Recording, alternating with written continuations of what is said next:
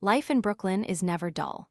Between the street performers and the subway, the endless construction, and the sheer density of humanity packed into this borough, there's always something to see, something to hear, something to experience.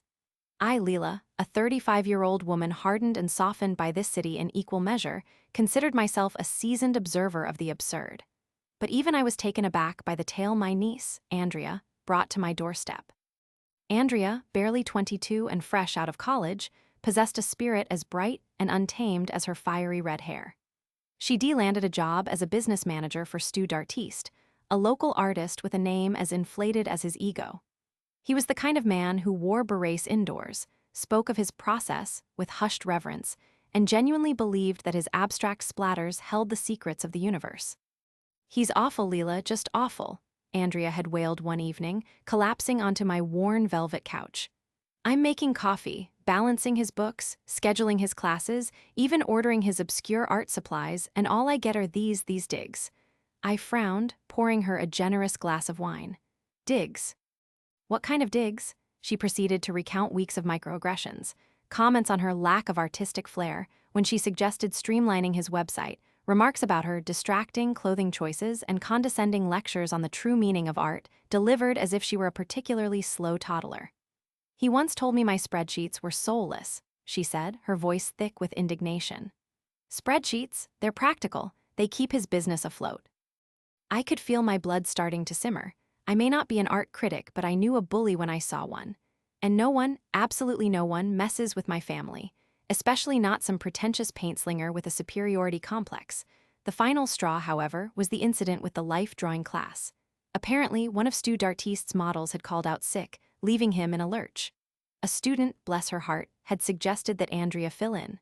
After all, she was readily available. Andrea paused, her eyes flashing. "And you know what he said, Lila? In front of the entire class, he said, 'I wouldn't embarrass you by putting her image to canvas.' That was it. The line had been crossed. The artist had not only insulted her professionalism but her personhood as well. It was time for a little payback, a dash of sweet, meticulously planned revenge. "All right, Andrea," I said, a slow smile spreading across my face. "Tell me everything about this." Stu D'Artiste. The plan began to form that night, fueled by wine, righteous anger, and a shared desire to knock this pompous artist down a peg or two. It centered around Stu D'Artiste's upcoming student art show, a grand affair where he, of course, would also showcase his own masterpieces. The key to our scheme was playing on Stu D'Artiste's insatiable need for validation, his desperate craving for the approval of the art world elite.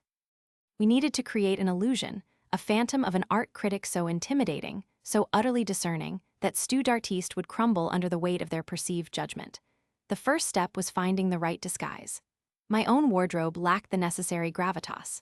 After a frantic search through vintage shops and theatrical supply stores, I assembled an ensemble worthy of the most jaded art critic.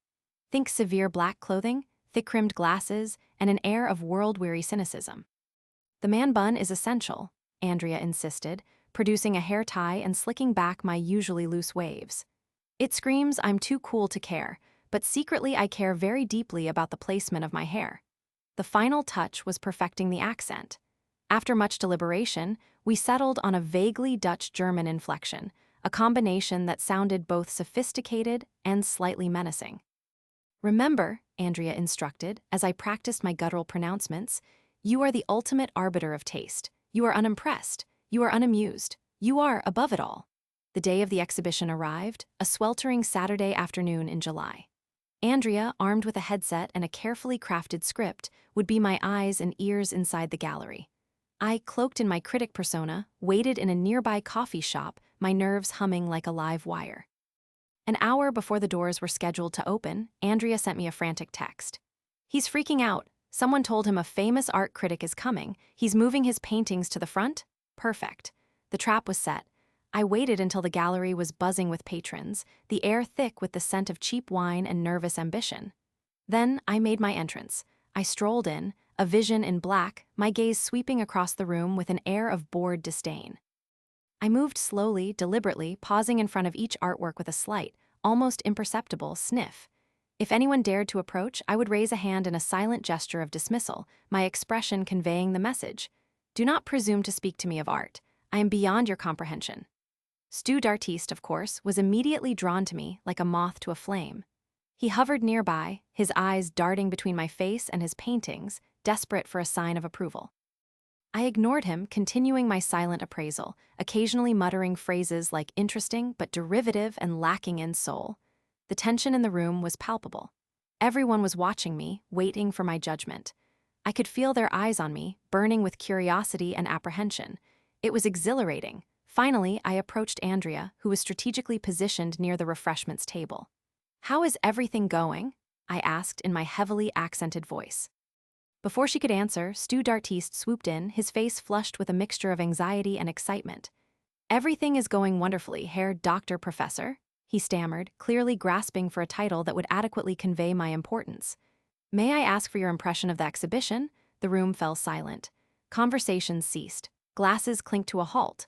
All eyes were on me. I paused for a moment, savoring the anticipation. Then I turned to Stu D'Artiste, my expression carefully neutral. "It is all very nice," I said, my voice dripping with understated condescension. "But where is the main gallery? I would like to see your work, too," he beamed, gesturing towards the paintings that he had strategically placed in the front room. "This is all my work." I raised an eyebrow, my gaze lingering on his abstract canvases, a jumble of colors and textures that, to my untrained eye, resembled nothing so much as a Jackson Pollock reject. "Oh," I said, my voice flat. "Well. As I said, it is all very nice." The smile vanished from Stu D'Artiste's face, replaced by a look of utter bewilderment. He stood there, gaping, his carefully constructed facade of artistic genius crumbling before my very eyes. I turned away, offering a curt Auf Wiedersehen to Andrea, and walked out of the gallery, leaving a trail of stunned silence in my wake. The aftermath was glorious. Andrea, bless her soul, kept me updated on the unfolding drama.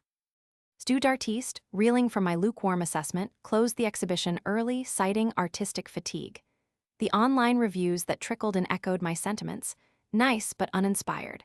Lacking in originality. Safe. Most of his students, sensing weakness, withdrew from his classes, offering a string of flimsy excuses. And Andrea, having already secured a new job at a more reputable gallery, handed in her notice. "He just waved me off, Lila," she said, her voice bubbling with laughter. "He just said go." The final nail in the coffin came a few weeks later. Andrea called me, her voice filled with a mixture of triumph and disbelief. "Lila, you won't believe this," she said. "Stu D'Artiste closed down his school. He's gone, vanished. I heard he's moving to, I don't know, upstate New York to raise alpacas or something." I couldn't help but laugh. It was the perfect ending to a perfect revenge plot. Looking back, I realized that my plan worked so well because I understood Stu D'Artiste's particular brand of insecurity. He wasn't someone who would be deterred by direct criticism or open insults. He thrived on drama and attention. But faint praise, especially from a perceived expert, that was his kryptonite. It chipped away at his ego, exposing the fragile insecurity beneath the veneer of artistic arrogance. And that, I think, is the key to a successful revenge plot. It's not about inflicting pain or causing harm. It's about understanding your target, identifying their weaknesses, and exploiting them with precision and finesse. It's also about defending your family.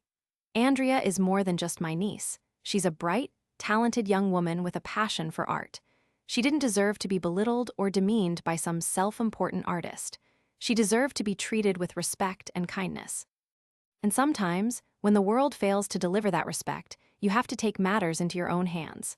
Sometimes, you have to don a ridiculous disguise, adopt a ridiculous accent, and become the most intimidating art critic the world has ever seen.